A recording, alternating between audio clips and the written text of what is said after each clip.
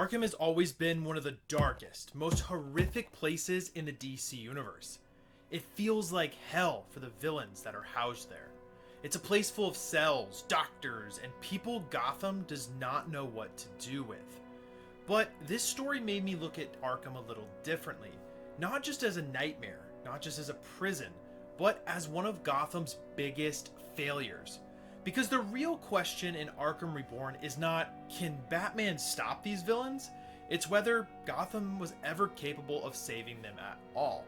Now, Arkham Reborn is a 3-part miniseries by David Hine that came out in 2009 that followed the Battle for the Cowl storyline. And it's where Arkham is rebuilt with some major changes. I'm Nate with Collector's Summit, where we talk about unique comic stories and what's actually worth reading. So let's get into this one. Most Batman stories use Arkham in a pretty familiar way. A villain gets locked up, something goes wrong, someone escapes, and Batman has to fix it all. Now, that can be fun, don't get me wrong, but Arkham Reborn is a little more interesting, because not only does it treat the asylum like a holding cell, it treats it as an idea, a very dangerous one. This is supposed to be a place where Gotham sends people to be treated and studied and maybe rehabilitated, but the more you think about that, the more uncomfortable it gets. Because Arkham's trying to be multiple things at once. It's trying to be a hospital, a prison, a research facility. And depending on who you ask, it also might be a graveyard for second chances for a lot of these villains. And that mix is what gives this story its tension.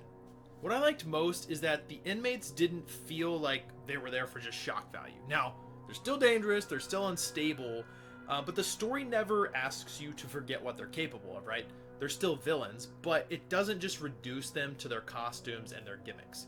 They feel like they're people trapped inside identities that they just may never be able to escape if they're not given the help. And I think that's where Arkham Reborn is best. It lets the villains feel damaged without making them feel harmless. So it lets them feel human without pretending that they're innocent and they didn't do anything wrong, right? They're there for a reason. And I think that matters in a Batman story, and it kind of balances itself out. Now, the inmates make the story interesting, of course, but the people running Arkham make it a little unsettling. And that part is what I appreciated more than I expected. Because the staff, they're usually just background characters, right? But in Arkham Reborn, they're not just standing around while the villains act. They make the asylum feel like a real place, an institution with risk and pressure, and they have responsibilities to rehabilitate them. So I think that's also what makes it uncomfortable, because everyone inside Arkham seems trapped in a different way, right? The inmates are trapped by their minds and their past and what they've done, and the staff are trapped by an impossible job of trying to rehabilitate them and keep Gotham safe. This is where Arkham Reborn connects back to Batman in a really interesting way, because Batman can stop someone from hurting people at most times, right? He can save someone, he can win the fight, he can put the villain back behind the locked doors at Arkham. But that same thing isn't fixing something, and I think that's why Arkham matters. It's the part of Batman's mission that he just simply can't control. He can deliver someone to the system, but he can't make the system work, right? And that makes Arkham one of the most uncomfortable places in Batman's world, because it exposes the limit of what he can actually do. He can stop the crisis, but he cannot rebuild a person. He can't repair the city by himself. And this is what I like about this kind of Batman story, because it takes the focus away whether Batman is strong enough to win, and it asks whether Gotham is just too broken, right?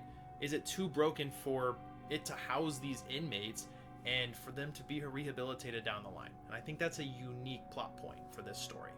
One thing I like most about Arkham Reborn is that it doesn't rely on the usual Batman cast of heavy-hitting villains. There's no Bane, there's no Joker. Now, we do get a few familiar faces, but instead you also get characters like the Raggedy Man and Black Mask, and a few other Arkham inmates who just make the asylum feel a little less predictable. And that matters, because every Arkham story usually focuses on the same few villains, right? And while that's awesome and we love those characters, it can start to feel a little too stale. And here the roster gives the story a little more texture, right? The Raggedy Man especially, He adds to the uncomfortable Arkham feeling. He's very strange, unsettling, and he's exactly the kind of character who makes the asylum feel full of people that, like, Gotham has just completely failed. Like, he is the poster boy for that. And I think that variety is what makes this story feel more interesting and gives you a different plot point, because it gives Arkham more personality, right? They make the asylum feel a little less crowded, but more unpredictable. Now, while we're on that topic, let's talk about the art really quick. It didn't necessarily blow me away, okay? But I do think it fits the story. And the artwork adds to the creepiness, and there's definitely a few panels in there that stuck with me, and I was like, all right, this is very cool. I think the best moments are the creepy ones, the disturbing ones, where you're kind of uncomfortable, right? Those panels that make Arkham feel less like a hospital and more like a place where something is deeply wrong. So, should you read Arkham Reborn? I think yes, but with the right expectations. This is not a non-stop action book. Now, there is action, don't get me wrong, but this is a more psychological Batman story. So if you like those, Arkham Reborn is definitely worth checking out. So what makes this comic work for me is that, it's not the most definitive Arkham story. There's better ones out there. But it takes a familiar part of Batman's world and makes you think a little bit differently about it. Because by the end, I wasn't thinking about whether Batman could stop them and wrangle up the villains and bring them back. I was thinking about whether anyone inside of Arkham ever had a real chance at being saved and rehabilitated.